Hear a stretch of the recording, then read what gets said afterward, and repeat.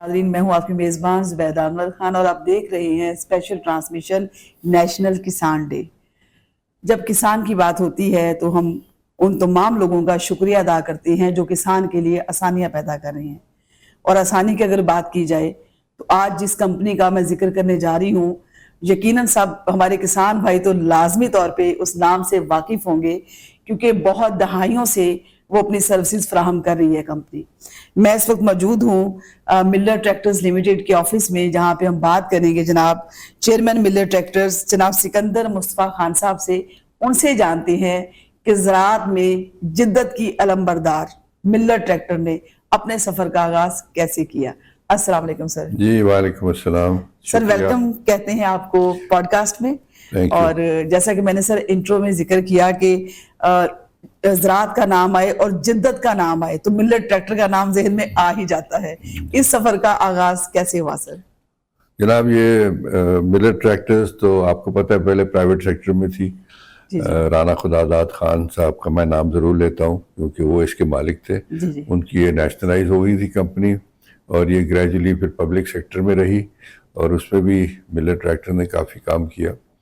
और उसके बाद हमने 1991 में इसको हमने एक बिडिंग के थ्रू गवर्नमेंट ने ऑक्शन किया था और हमारी हाईएस्ट बिड थी, तो हमें हमारे एम्प्लॉयज़ को जितने एग्जीक्यूटिव्स और वर्कर्स थे, इसका जो हमारा ग्रुप था उनको ये कंपनी सौंप दी गई थी। उस वक्त से हम इसको हैंडल कर रहे हैं।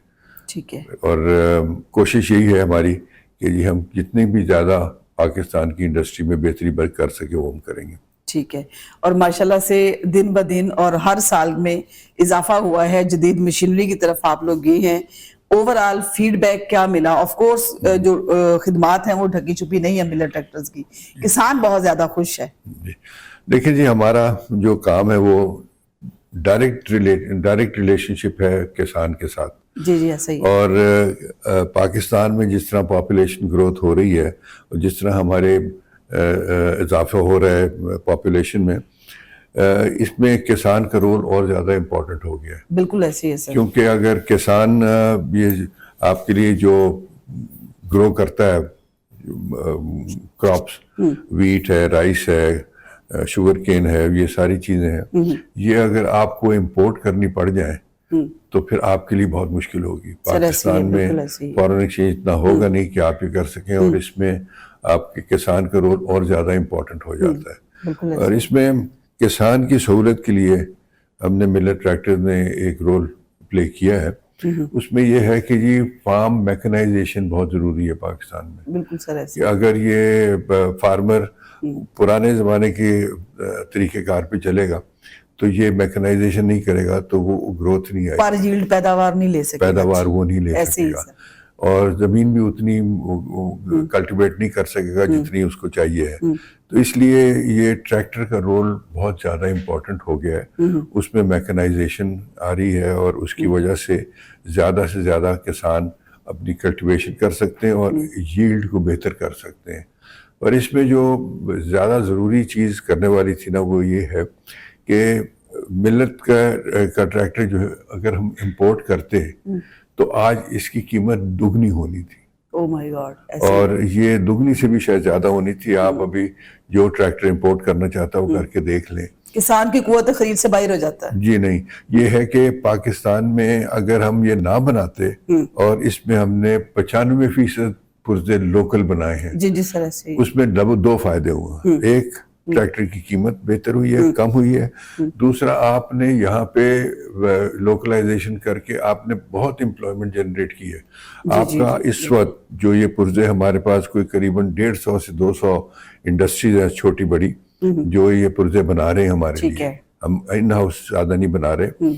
तो ये इसके लिए हमें जो उनको एम्प्लॉयमेंट की अपॉर्चुनिटी मिल रही है ना, वो बहुत ज़बरदस्त है। कम से कम 1.5-2 लाख बंदा इस पे एम्प्लॉयड है। काबिल तहसीन है आप लोगों का जो मैशत में रोल है, इसमें तो कोई डाउट वाली बात है ही नहीं ना। जी बिल्कुल। तो अब ये है कि ये अब हमने लोकलाइजेशन का काम मैं समझता हूँ हमने काफ़ी हद तक पूरा कर लिया है। पर अब हमारी कोशिश ये है कि हम किसी तरह इस ट्रैक्टर को جو جس کی کوالٹی بہت اچھی ہے اس کو ایکسپورٹ کریں. ہمارے ساتھ موجود ہیں سی ای او ملت ٹریکٹر جناب راحیل اصغر صاحب. ان سے بات کرتے ہیں اور جانتے ہیں اس سفر کا آغاز کیسے ہوا, ملت ٹریکٹر نے اپنا سفر کہاں سے شروع کیا اور آج کہاں کھڑی ہے. السلام علیکم سر. جی وعلیکم السلام سر, ویلکم کہتے ہیں آپ کو شو میں. جی بالکل, تھینک یو, اور آپ کا بہت بہت شکریہ کہ آپ نے یہاں پر آئے اور ہمارے ویوز کو آپ نے اس اسپیشل ڈے کسان ڈے کے لیے آپ نے جو ہے وہ کیا. جی ویلکم سر. اچھا سر, جیسا کہ میں نے ذکر کیا کہ جدت میں علمبردار رہا ہے ہمیشہ ملت ٹریکٹرز, آپ بطور سی ای او وابستہ ہیں اس ادارے کے ساتھ. سر میں آغاز سے آنا چاہوں گی کہ یہ سفر شروع کہاں سے ہوا تھا جو آج بھی بڑی کامیابی سے ماشاءاللہ جاری ہے.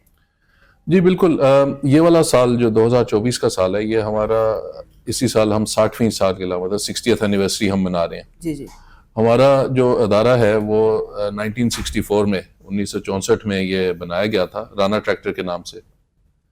اس کے بعد پھر رانا ٹریکٹر کو 70s میں نیشنلائز کر لیا گیا اور یہ ایک گورنمنٹ کا ادارہ بن گیا.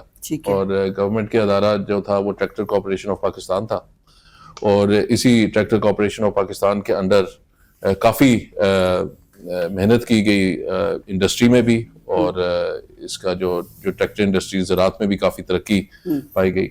اور اس کے بعد پھر یہ 1992 میں جب اس کو پرائیویٹائز کیا گیا تو اس وقت کے جو ہمارے جو سی ای او تھے وہ سکندر مصطفیٰ خان تھے, اور ان کے ساتھ جو ڈائریکٹرز تھے یا جو جنرل مینیجرز تھے, یہ پوری امپلائمنٹ انفیکٹ پوری جو کمپنی تھی انہوں نے مل کے تو یہ مینجمنٹ بائی آؤٹ اس کا کر لیا. اور اس کی وجہ جو تھی وہ ظاہر ہے کہ اس ٹائم پہ جو لیڈرشپ تھی سکندر صاحب کی اور جو مینجمنٹ کی, جس میں سہیل بشیر رانا ہیں, لائک انصاری ہیں, ان سب کی لیڈرشپ سے یہ ادارہ ترقی کرتا گیا. سر, لوکلائزیشن سے ایک چیز میرے ذہن میں آتی ہے کہ آف کورس پاکستانیوں کو جو یہاں لوگ ہیں ہمارے, ان کو روزگار مل رہا ہے ماشاءاللہ سے, بہت زیادہ امپلائمنٹ بھی کریٹ کی ہے ملت ٹریکٹرز نے, جس میں جیسا کہ آپ نے ذکر کیا وینڈرز بھی ہیں اور دیگر لوگ بھی اس میں سے آف کورس اپنا روزگار کما رہے ہیں.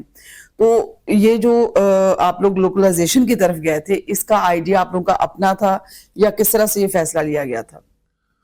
دیکھیے یہ تو خیر میرے سے پہلے کی یہ اقدام ہے جو اٹھائے گئے تھے, لیکن جو میں نے سنا ہے مطلب ٹریکٹر کارپوریشن آف پاکستان میں جب یہ گورنمنٹ کے اندر تھا تو اس وقت کی جو گورنمنٹ تھی ان کے جو اس وقت کے جو ایم ڈیز تھے, انہوں نے بلکہ جو احسان صاحب ایک ایم ڈی ہوا کرتے تھے ہمارے, انہوں نے اس پہ کافی ڈرائیو کیا, اور ان کے جو ہمارے جو بھی کرنٹ چیئرمین ہے سکندر مصطفیٰ خان صاحب, وہ انجینئرنگ میں اور لوکلائزیشن میں پرسنلی انوالو تھے, تو وہ اسی لیے ہو پایا نا. تو یہ سوال سر میں نے اس لیے بھی کیا ہے کہ ہمارے ہاں ایک رواج ہو چلا ہے کہ امپورٹ کرنا زیادہ بہتر سمجھا جاتا ہے, کیونکہ وہ کہتے ہیں جی ہمیں سہولیات نہیں ملتی یہاں پہ, ہمیں اس طرح سے فیسیلیٹیٹ نہیں کیا جاتا. ایک پرابلم ملت ٹریکٹر ایک لمبے عرصے سے فیس کرتا رہا ہے, اللہ کرے کہ اب سالو ہو گیا ہو, وہ تھا ایف بی آر کے ساتھ آپ لوگوں کا جو معاملہ ہوا تھا. حالانکہ اگر میں چونکہ بہت عرصے سے کور کر رہی ہوں ایگریکلچر کی بیٹ کو, فارمرز کو, زرعی مشینری بنانے والے اداروں کو, جتنے بھی زراعت کے میدان میں اپنی خدمات سر انجام دے رہی ہیں, تو یہ پرابلم جو ہے وہ چلتی ہی آ رہی ہے بہت عرصے سے. حالانکہ دیکھا جائے تو سب سے زیادہ اکانومی میں اپنا رول آپ لوگ پلے کر رہے ہیں لوکل مینوفیکچرنگ کر کے. کیا ابھی بھی یہ مسئلہ درپیش ہے جو ایف بی آر میں بنا ہوا تھا, ابھی بھی ہے یا ہو گیا حل؟ کافی سارے ایشوز تھے, ان میں سے کافی سارے حل ہو گئے ہیں. کچھ ایشوز ہیں جو ابھی بقایا ہیں جو ابھی تک حل نہیں ہوئے. اس میں سے سب سے بڑا ایشو ہے وہ یہ ہے کہ ہمارا جو ریفنڈ کے جو ہمیں لیگلی جو ہمارا بنتا ہے وہ تقریباً 6 ارب روپیہ ابھی بھی گورنمنٹ نے ہمیں نہیں دیا. تو اس کے تقریباً 4 سال ہو گئے ہیں, ابھی 5 سال ہو گئے ہیں, اور اس میں جو ہے وہ پیسہ پھنسا ہوا ہے. اور یہ پیسہ پھنسنے سے ہمیں جو فرق پڑ رہا ہے وہ یہ پڑ رہا ہے کہ ہمیں اس پلانٹ میں ابھی انویسٹمنٹ کرنی ہے, اس لیے کہ ہمارے لیے کافی اپرچونٹیز کھل رہی ہیں ابھی اس وقت. اور ان اپرچونٹیز میں ایک اپرچونٹی جو ہے جو میں آپ سے شیئر کر سکتا ہوں وہ یہ ہے کہ ہمارا جو میسی فرگسن ہے, جو ایکو جو امریکن کمپنی ہے, ان کا جو اگریمنٹ تھا انڈیا کے ساتھ, جو کہ انڈیا میں ٹافے نام کی ایک کمپنی ہے, وہ ان کو ٹریکٹر بنا کے تو پوری دنیا میں سپلائی کر رہی تھی. ٹھیک ہے, وہ اگریمنٹ ان کا ختم ہونے جا رہا ہے, اور اس کے لیے ہمارے پاس یہ اپرچونٹی ہے کہ ہم اس کو ریپلیس کر کے تو ہم افریقہ میں اور ساؤتھ امریکہ میں ٹریکٹرز جو ہیں وہ ایکو کو پرووائڈ کر سکتے ہیں. لیکن اس کے لیے ہمیں کچھ انویسٹمنٹ کرنے کی ضرورت تھی, جو کہ یہ کیش جو گورنمنٹ سے ہمیں نہیں مل رہا، جس کی وجہ سے ہم وہ کر نہیں پا رہے. تو گورنمنٹ جو ہے وہ یہ پیسہ ہولڈ کر کے میرا خیال ہے کہ اپنا ہی نقصان کر رہی ہے. اس لیے کہ اگر ہمیں یہ اپرچونٹی ملے تو ہم کہیں زیادہ زر مبادلہ اس سے جو ہے وہ کما کے دے سکتے ہیں.